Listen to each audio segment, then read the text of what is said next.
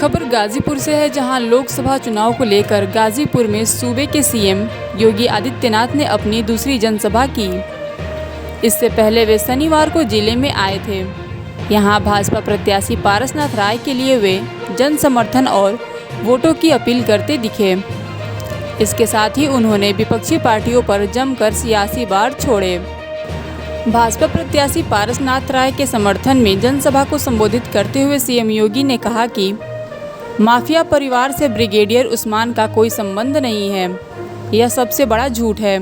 गाजीपुर में महर्षि विश्वामित्र के नाम पर मेडिकल कॉलेज बना है, जो सबसे पहले आतंकवाद से लड़े थे।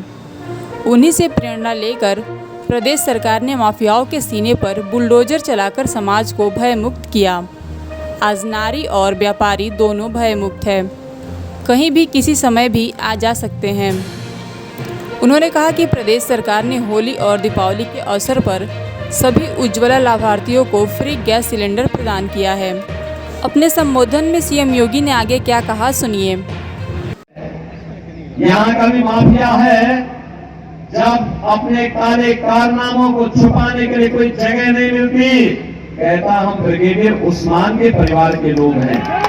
भाइयों, इस माफिया परिवार का ब्रिगेडियर उस्मान के परिवार से कोई संबंध नहीं है, कोई संबंध नहीं। जो कहता झूठ बोलता है।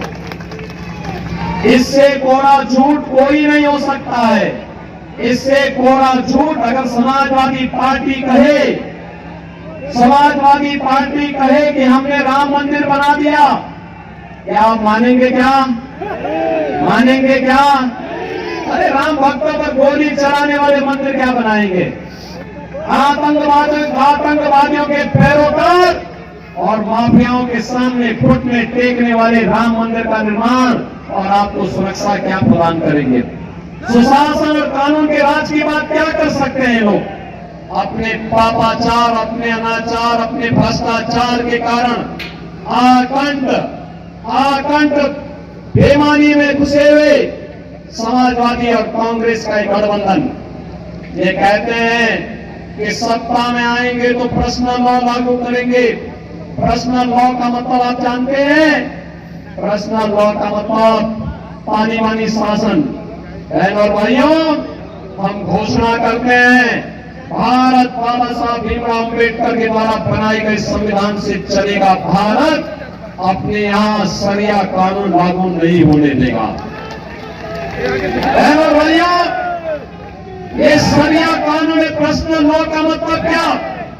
इसका मतलब है महिला बेटी स्कूल नहीं जा सकती, महिलाएं मार्केट नहीं जा सकती, घर के अंदर बुर्का पहन करके दुपट्टे रहना पड़ेगा उन्हें। 3 तलाक की कुप्रथा को ये फिर से लागू करना चाहते हैं। हम इसे भारत की धरती में फिर से लागू नहीं होने देंगे, भाजपा की घोषणा है। ये कहते हैं सत्ता में आएंगे, कांग्रेस और समाजवादी पार्टी कहती कि सत्ता में आएंगे तो एससी और ओबीसी को मिलने वाला आरक्षण पर मुसलमानों का हिस्सा दे देंगे। बाबा साहब भीमराव अम्बेडकर ने कहा था कि धर्म के आधार पर आरक्षण नहीं हो सकता। हम लोग मुसलमान को आरक्षण का लाभ कतई नहीं देने देंगे। अनुसूचित जाति, जनजाति और पिछड़ी जाति के आरक्षण में सेंध लगाने की छूट कांग्रेस और समाजवादी पार्टी को नहीं दे सकते। ये कहते हैं सत्ता में आएंगे तो सत्ता में आने के बाद ये विरासत टैक्स लगाना चाहते हैं। ये विरासत टैक्स का मतलब आप जानते हैं? बहनों और भाइयों, विरासत टैक्स का मतलब है आपके बाप दादों ने, आपके पूर्वजों ने कोई प्रॉपर्टी बनाई और प्रॉपर्टी आज आपको मिली, तो कांग्रेस और समाजवादी पार्टी की अगर सरकार आई तो कह रहे हैं कि हम सर्वे करा करके विरासत टैक्स लगा करके आधी प्रॉपर्टी ले लेंगे। क्या आप अपनी प्रॉपर्टी में से आधा हिस्सा क्या किसी लोगों को दे देंगे? क्या लेने देंगे? क्या?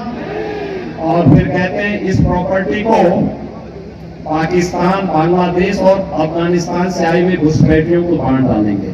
क्या आप इसको स्वीकार करेंगे? क्या? अरे ये तो औरंगजेब का जजिया कर है।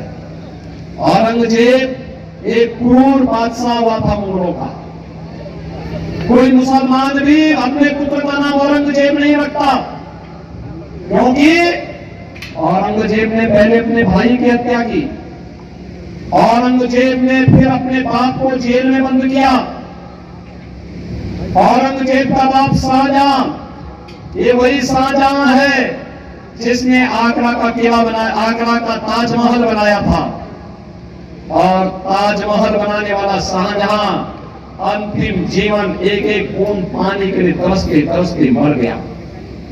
उसने अपनी जीवनी में लिखा कि दुष्ट औरंगजेब, तो जैसा पुत्र कभी किसी को पैदा न हो। तूने जीते जी मुझे एक एक बूंद पानी के लिए तरसाया है, और तुझसे अच्छा तो ये हिंदू है, अपने पूर्वजों का, बड़े बुजुर्गों का सम्मान करता है, और मरने के बाद भी श्राद्ध और तर्पण के माध्यम से उन्हें जल देने का काम करता है। तूने तो मुझे एक एक